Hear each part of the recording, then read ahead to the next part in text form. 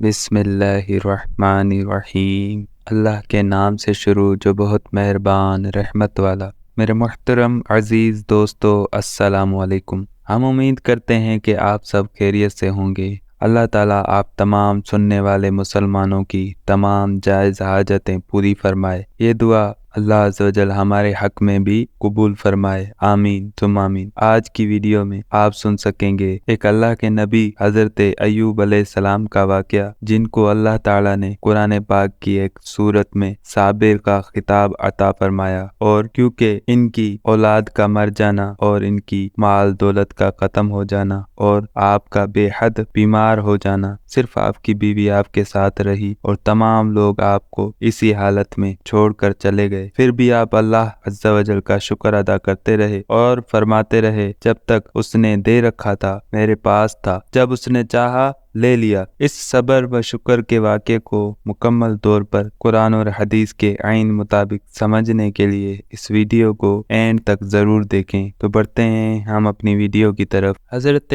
अय्यूब अलैहिस्सलाम हज़रत इसहाक अलैहिस्सलाम की औलाद में से हैं और इनकी वालिदा हज़रत लूत अलैहिस्सलाम के ख़ानदान से हैं। अल्लाह ताला ने आपको हर तरह की नेमतों से नवाजा था, हुस्न सूरत भी और माल व औलाद की कसरत भी। बेशुमार मवेशी और खेत व बाग वगैरह के आप मालिक थे। जब अल्लाह ताला ने आपको आजमाइश व इम्तिहान में डाला तो आपका मकान गिर पड़ा और आपके तमाम फर्जंदान उसके नीचे दबकर मर गए और तमाम जानवर, जिसमें सैकड़ों ऊंट और हजारहा बकरियां थीं, सब मर गए। तमाम खेतियां और बागात भी बर्बाद हो गए। कर्ज आपके पास कुछ भी बाकी ना रहा। आपको जब इन चीजों के हलाक व बर्बाद होने की खबर दी जाती थी तो आप हम्द इलाही करते और शुक्र बजा लाते थे और फरमाते थे कि मेरा क्या था और क्या है, जिसका था उसने ले लिया। जब तक उसने मुझे दे रखा था मेरे पास था, जब उसने चाहा ले लिया। मैं हर हाल में उसकी रिजा पर राजी हूँ। उसके बाद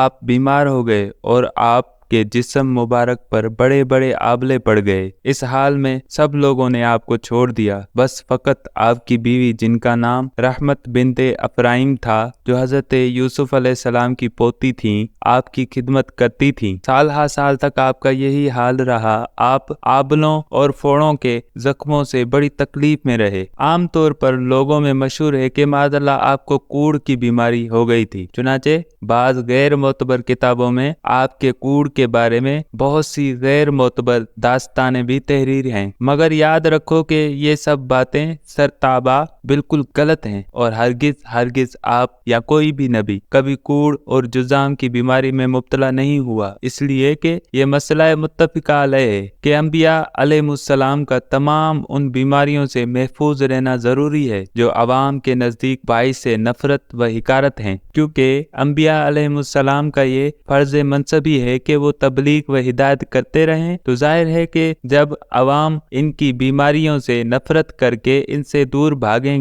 तो भला तबलीग का फरीजा क्यों कर अदा हो सकेगा। अलगर्ज हजरत अय्यूब अलैहिस्सलाम हरगिज कभी कोड़ और जुजाम की बीमारी में मुब्तला नहीं हुए, बल्कि आपके बदन पर कुछ आबले और फूड़े फंसियां निकल आई थी, जिनसे आप बरसों तकलीफ और मुशक्कत झेलते रहे और बराबर साबिर व शाकिर रहे। फिर आपने बहुक्म इलाही अपने रब से यूं दुआ मांगी, अन्नी मसनी यद्दुरु अंता अरहमुर राहिमीन। पारा नंबर 17 सूरह अंबिया आयत नंबर 83। तर्जमा कंजुल ईमान, मुझे तकलीफ पहुंची और तू सब मेहर वालों से बढ़कर मेहर वाला है। जब आप खुदा की आजमाइश में पूरे उतरे और इम्तिहान में कामयाब हो गए तो आपकी दुआ मकबूल हुई और अरहमर राहिमीन ने हुक्म फरमाया कि ए अय्यूब अलैहिस्सलाम, अपना पांव जमीन पर मारो। आपने जमीन पर पांव मारा तो फौरन एक चश्मा फूट पड़ा। हुक्म इलाही हुआ कि इस पानी से गुस्ल करो। चुनाचे आपने गुस्ल किया तो आपके बदन की तमाम बीमारियां दूर हो गईं। फिर आप 40 कदम दूर चले तो दोबारा जमीन पर कदम मारने का हुक्म हुआ और आपके कदम मारते ही फिर एक दूसरा चश्मा नमूदार हो गया, जिसका पानी बेहद ठंडा, बहुत शीरीन और निहायत लजीज था। आपने वो पानी पिया तो आपके बातिन में नूर ही नूर पैदा हो गया और आपको आला दर्जे की सेहत व नूरानियत हासिल हो गई और अल्लाह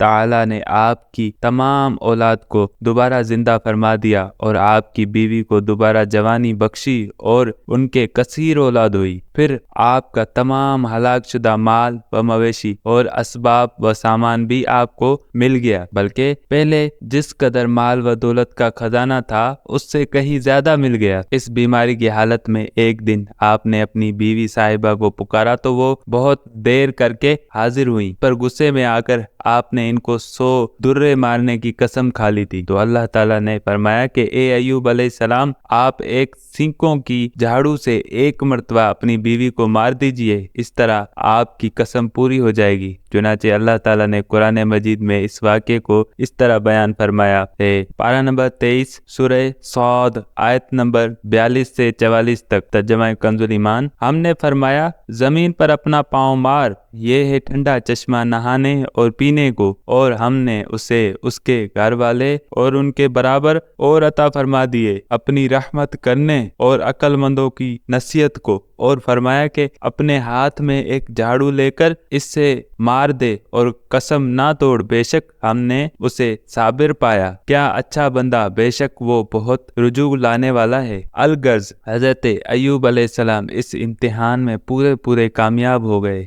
اور اللہ تعالیٰ نے ان کو اپنی نوازشوں اور عنایتوں سے ہر طرح سرفراز فرما دیا، اور قرآن مجید میں ان کی مدح خوانی فرما کر اواد ان کے لاجواب خطاب سے ان کے سر مبارک پر سر بلندی کا تاج رکھ دیا۔ حضرت ایوب علیہ السلام کے اس واقعے امتحان میں یہ ہدایت ملتی ہے کہ اللہ تعالیٰ کے نیک بندوں کا بھی خدا کی طرف سے امتحان ہوا کرتا ہے، اور جب وہ امتحان میں کامیاب اور آزمائش میں پورے اترتے ہیں تو خداوند قدوس ان کے مراتب و درجات میں اتنی اعلیٰ سربلندی عطا فرما دیتا ہے کہ کوئی انسان اس کو سوچ بھی نہیں سکتا۔ اور اس واقعے سے یہ سبق بھی ملتا ہے کہ امتحان کی آزمائش کے وقت صبر کرنا اور خداوند عالم عز و جل کی رضا پر راضی رہنا، اس کا پھل کتنا اچھا اور کتنا میٹھا اور کس قدر لذیذ ہوتا ہے۔ واللہ تعالی عالم۔ یہ آج کی ویڈیو ہماری اپنے اختتام کو پہنچی، ملتے ہیں پھر اگلی ویڈیو میں